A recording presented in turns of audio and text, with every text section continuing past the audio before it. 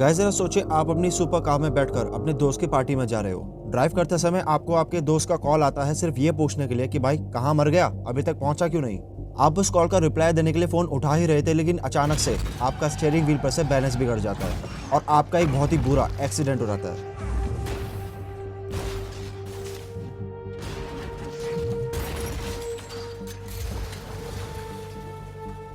अब इस एक्सीडेंट में आपकी जान तो बच जाती है, लेकिन आपके शरीर की लगभग आधी से ज्यादा हड्डियां चूर चूर हो चुकी है।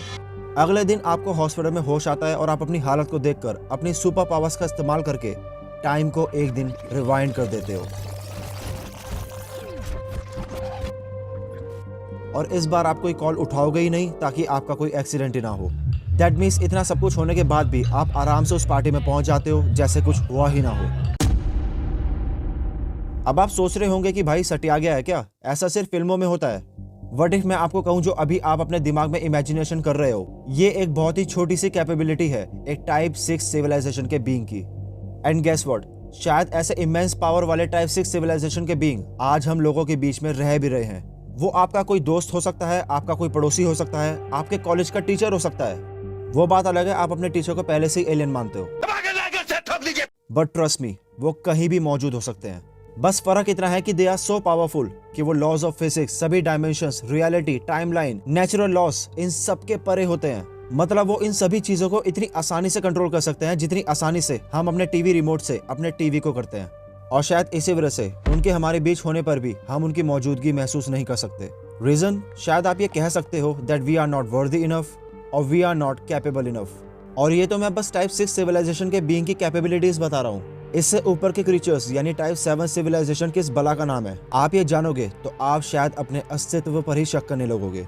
वैसे टॉपिक शुरू करने से पहले आपने कहावत तो सुनी होगी, भगवान हर जगह मौजूद है, हर चीज में मौजूद है, हर रूप में मौजूद है। कहीं जिन भगवानों की हम पूजा करते हैं ये टाइप 7 सिविलाइजेशन तो नहीं।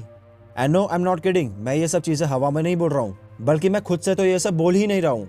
बड़े बड़े साइंटिस्ट और रिसर्चर्स का ये मानना है। उनका ये मानना है कि इस चीज की बहुत ही ज्यादा हाई पॉसिबिलिटी हो सकती है। So let's start the video with our today's futuristic topic, how powerful a type 6 and type 7 civilization can B.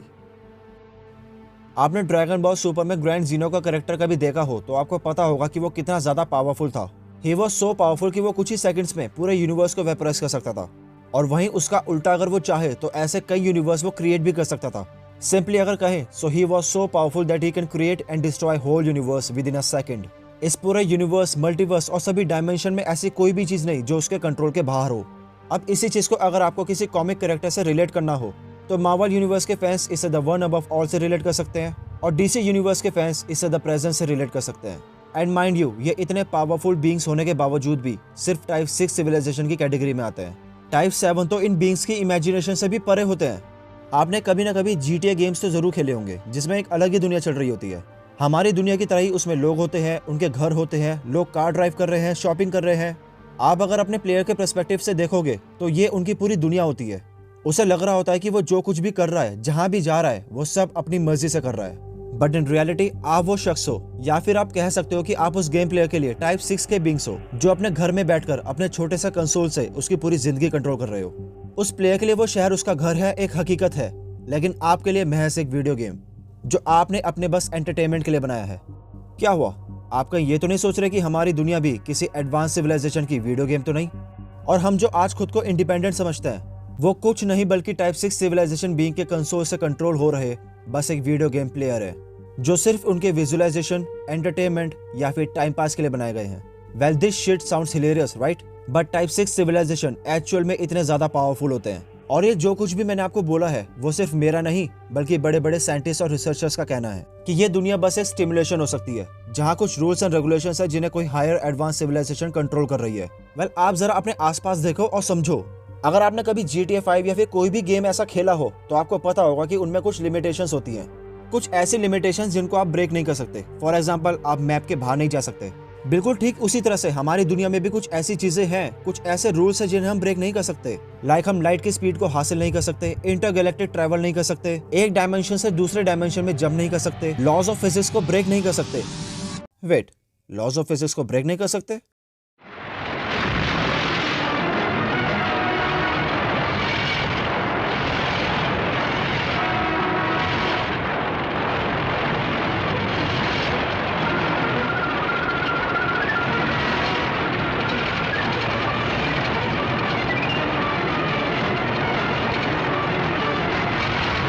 नहीं, I'm sorry, कुछ लोग कर सकते हैं। 100 बात की एक बात, मेरे कहने का ये मतलब है कि हमारी दुनिया में भी कुछ ऐसे रूल्स हैं जिन्हें हम ब्रेक नहीं कर सकते, just like video games. And मैं मजाक नहीं कर रहा हूँ गाइस, इस चीज की हायर पॉसिबिलिटी है।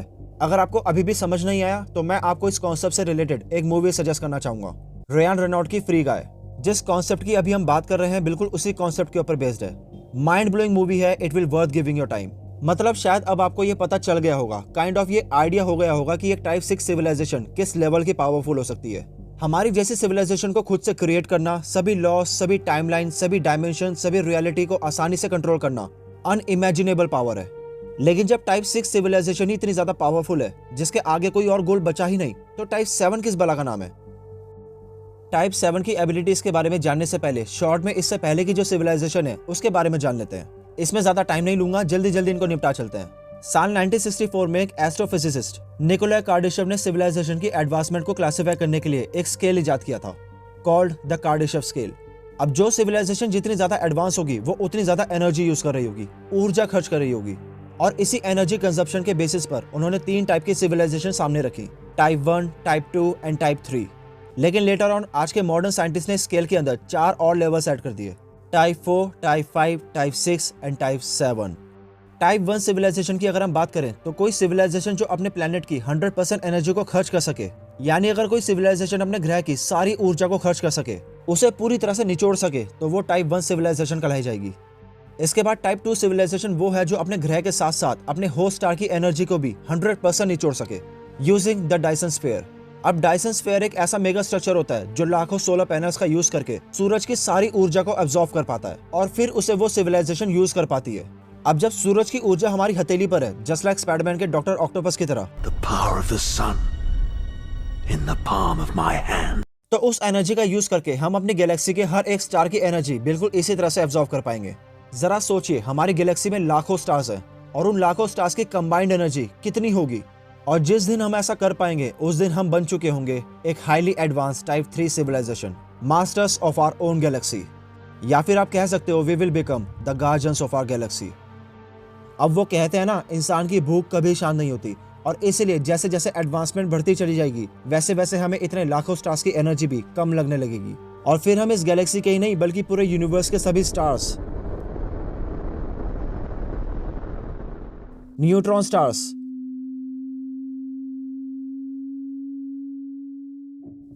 Supernova,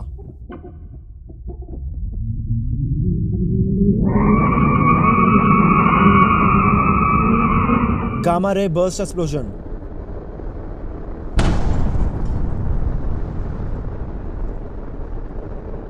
Pulsar, black holes,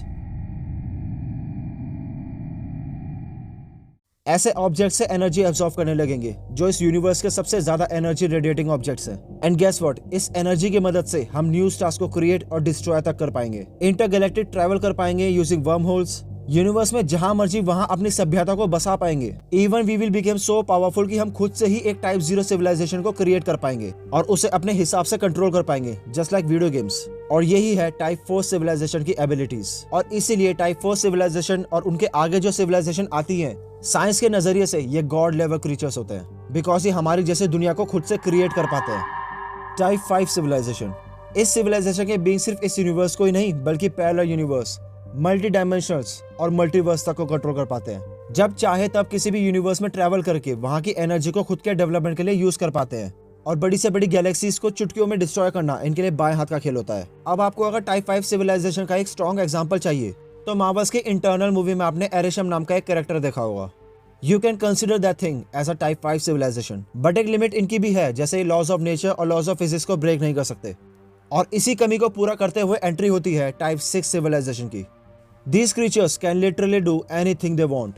type 6 civilization के बीइंग हर एक डायमेंशन, हर एक रियलिटी, हर एक timeline, laws of physics and laws of nature, इन सब के परे होते हैं। यानी इनके रास्ते में आने वाली हर एक चीज को ये कंट्रोल कर सकते हैं। कोई भी सिविलाइजेशन अगर टाइप 6 तक के गोल तक पहुंच जाती है, they will consider as a god, gods जिसके आगे अब कोई और गोल बचा ही नहीं। वो सब कुछ हासिल कर चुके हैं, हर जगह मौजूद है, हर चीज में मौजूद है। जस्ट लाइक आज हम कहते हैं भगवान तो हर जगह मौजूद है, सिर्फ हमारे लिए ही नहीं बल्कि टाइप 1 से लेकर टाइप 5 तक के सिविलाइजेशन के लिए भी टाइप 6 के बीइंग्स एक गॉड लेवल क्रीचर्स होते हैं। बट अभी तो टाइप 7 बाकी है मेरे दोस्त। जब टाइप 6 सिविलाइजेशन सबके लिए गॉड्स हैं, तो टाइप 7 क्या है फिर? Well, according to scientist, type 7 civilization कोई सिविलाइजेशन है ही नहीं, बल्कि type 7 is a single individual being, जिसके अंदर टाइप 1 से लेकर टाइप 6 सिविलाइजेशन ये सब समाई हुई है। और इसीलिए कोई भी सभ्यता चाहे कितनी ही एडवांसमेंट क्यों ना कर ले, वो टाइप 6 तक ही पहुंच सकती है, टाइप 7 तक नहीं, क्योंकि वो एक सिंगल बीइंग है जिसके शरीर के अंदर ये सब कुछ समाया हुआ है। और अगर देखा जाए तो हमारे पुराणों में भी तो इसी तरह से गॉड्स को क्लासिफाई किया गया है। कुछ ऐसे देवता जिनकी कुछ लिमिटेशंस है, जैसे प्रभु श्री राम, भगवान श्री कृष्णा, उनकी एक लिमिटेशन थी, उनका एक लाइफ स्पैन था। फिर वो जो अजय अमर है, लाइक भगवान इंद्र, भगवान अग्नि और भगवान सूर्य। उनके बाद वो जो सभी मायाओं से परे हैं, लाइक भगवान ब्रह्मा और भगवान विष्णु। और फिर एक ऐसा देवता जिसका ना आदि है ना अंत है, जो हर एक चीज और हर एक माया से मुक्त है, जिसके अंदर ये सब कुछ समाया है। हर एक देवता उनकी पूजा करते हैं, फिर चाहे वो श्री राम हो या श्री कृष्ण। वो एक ऐसे देवता है जो शून्य से लेके अनंत है, हम सभी के दिलों में बसने वाले क्रिएटर ऑफ द क्रिएटर्स, देवों के देव। और साइंस की भाषा में यही इंडिविजुअल टाइप 7 सिविलाइजेशन है। अब मैंने ये नहीं बोला कि जिन देवताओं की हम श्रद्धा से पूजा करते हैं वही इन सिविलाइजेशन में आते हैं। मैंने सिर्फ आपको समझाने के लिए बताया है ताकि आप रिलेट कर पाओ। वेल, अब आप बताइए कि हम ह्यूमन प्रेजेंट में इस चार्ट में कहाँ स्टैंड करते हैं? क्या हम टाइप 1 सिविलाइजेशन भी अब तक बन पाए हैं? और अगर नहीं, तो हमें आपके अनुसार कितना वक्त लगेगा टाइप 1 तक पहुंचने के लिए? नीचे कमेंट्स में अपनी राय जरूर शेयर करना। वेल, आज के लिए इतना ही। अगर आपको वीडियो जरा सी भी इन्फॉर्मेटिव लगी हो तो प्लीज वीडियो को लाइक जरूर करना, चैनल को सब्सक्राइब करके बेल नोटिफिकेशन भी ऑन कर लेना, ताकि आगे आने वाली वीडियो आप मिस ना कर पाओ। फिलहाल आपकी स्क्रीन पे 2 ऑप्शन आ रहे होंगे, उनमें से किसी एक को क्लिक करो, मैं आपसे वहीं मिलूंगा। तब तक के लिए ओवर एंड आउट।